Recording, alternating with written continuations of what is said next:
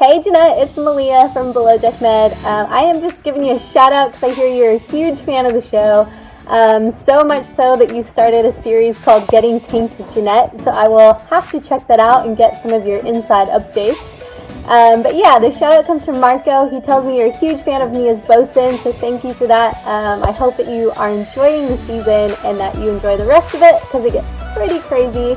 But yeah, thank you for being such a huge fan of the show and enjoy. Episode 7, bitches!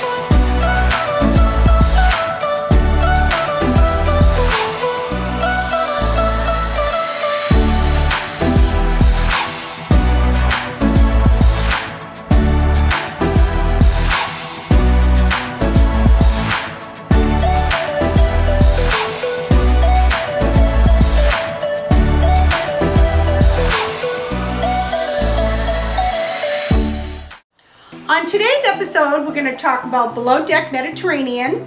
We're going to talk also about Smothered. And we're going to do a little scooch on Real Housewives of New York.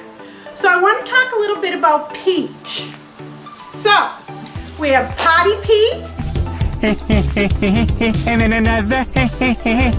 We have Shameless Pete. Shame, shame, shame. Shame on you. And now we have Professional Pete. That's right, Lois. I live the life of the mind now. We're going to have Big Petey, Little Petey, and Ray Petey at some point, okay? He is going to be 50 Shades of Petey. And Peter. The guy's insane. So Bugsy went to Captain Sandy and told her that he had made some inappropriate conversation with her. He's looking for the shock factor.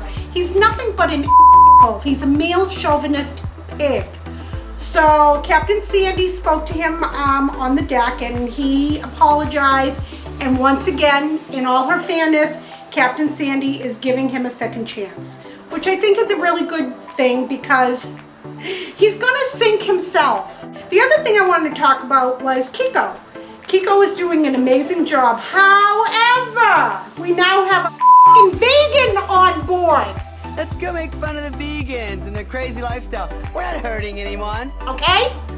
So, not only does he have to cook for all the other guests, but he is making mushrooms after mushrooms after mushrooms. This person that's a vegan, he can only do so much. I think he's done the best he can. And I don't want to say this out loud, but I hope the vegan chokes on the mushrooms. This better be a huge tip. That's what she said. So on to Smothered. So Dawn and Cher, the mother and daughter, Cher just had the baby. Jared and Cher want Dawn to leave. Maybe because she's taking the baby every chance she has. The baby's not even a week old, and Dawn is on top of her. So they're all sitting in the living room, and Dawn is sitting with the baby, and she's moving her and loving her as a Mimi should. But Cher says to her, "We want you to go. Please don't take it personally, but Jared and I need some time alone." Dawn's like, "Well, what have I done wrong? Oh my God, are you not my best friend anymore?" It's like, come on, give them a break. We could have had something special, but you one crazy ass bitch. So they're packing their bags, they get her flight, and next thing you know, Dawn's coming out with her big huge suitcase and she goes, "Oba's here, we've gotta go." They get up and they say to her, "Thank you so much for being here, you were so helpful. Thank you." And she goes out the door. Waiting for next week's drama. I don't know. Phone call, we'll see. The only other thing I want to talk about from Smothered is Kathy and Christina. They went for a couple's wax. Yeah. Where do they come across getting their vaginas waxed together? No, Kelly Clarkson!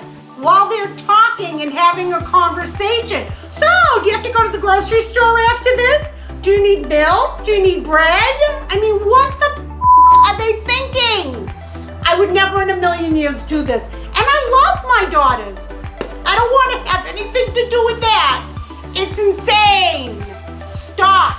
snippet about Real Housewives of New York. Just what we want to see. 6 crazy ass women in a house in the Berkshires. The house isn't even comfortable. And who the f wants to see 50 to 60-year-old women drunk? Leah is looking for a man. God forgive me. But Leah's looking for a man To lick her butthole. And now it's time for douchebag of the week. My douchebag of the week goes to who the ever did this local newscaster's eyebrows. They don't match. She's a very pretty woman, but you've got a whole news station standing around you, and you let her walk out, sit in her chair, report the news, looking like that. That's up. That person's such an asshole for allowing that to happen. I felt so bad for her when we were watching it. I was like, what the I hope that person gets fired, or at least give them some makeup lessons.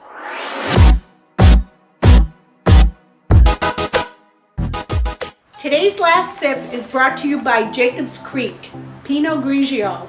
Absolutely delicious. Today's last sip is a lesson in being a good friend or companion.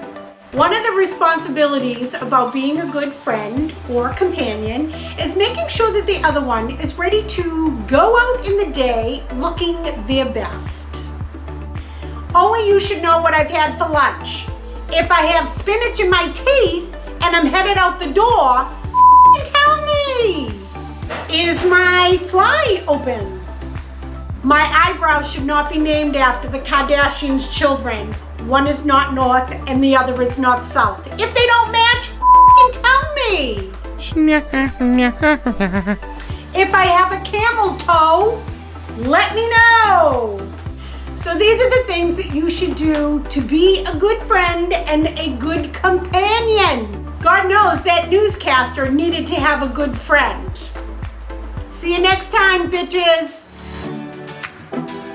I want to do a shout out to everyone who's been watching. I really love reading the comments.